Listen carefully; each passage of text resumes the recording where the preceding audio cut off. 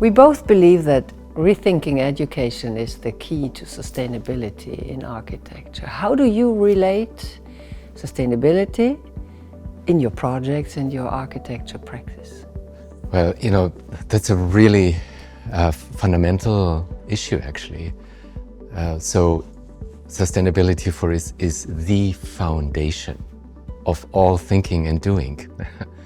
And what the beauty is about sustainability, we found a position where it is not a limitation, but actually an opening, right? An opening to new dimensions that we are, exploring in teaching as much as in our projects. And, there's so much more to come. Your Austrian pavilion during the Milan Universal Exposition was highly, highly acclaimed. This Breathe pavilion exemplified how bioclimate can serve as a potent design tool for upcoming urban practices. How did this concept of the Austrian pavilion inspire your Grüne Erde headquarters as a prototype building environment? The Austrian pavilion really emerged out of our thinking and doing at the Land Lab at the Institute of Architecture and Landscape at TU Graz with my team. So it came really out of a discourse.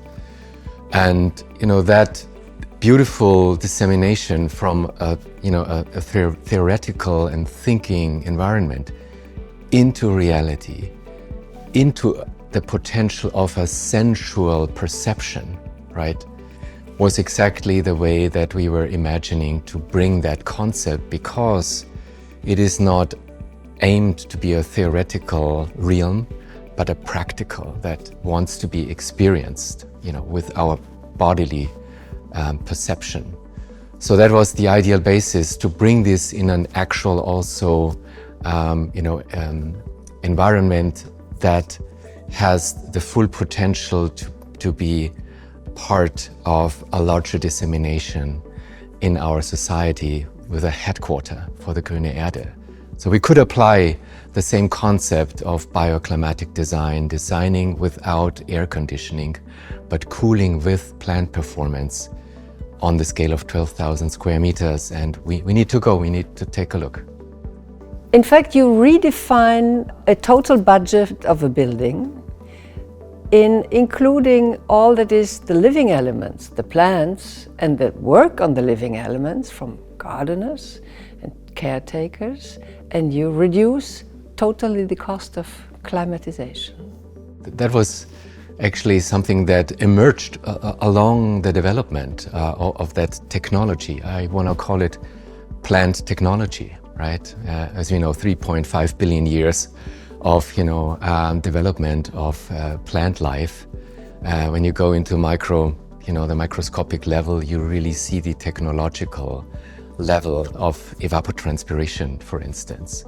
And so this aliveness of the vegetation, right? This potency of co-designing with this aliveness of plant life, was something that we found alongside the development of the Breathe Pavilion and taking it into the larger scale of the building environment of Grüne Erde, where we understood that 25% of building costs that are usually allocated to building systems like climatization, we could redistribute that amount of funds to plants and their gardeners.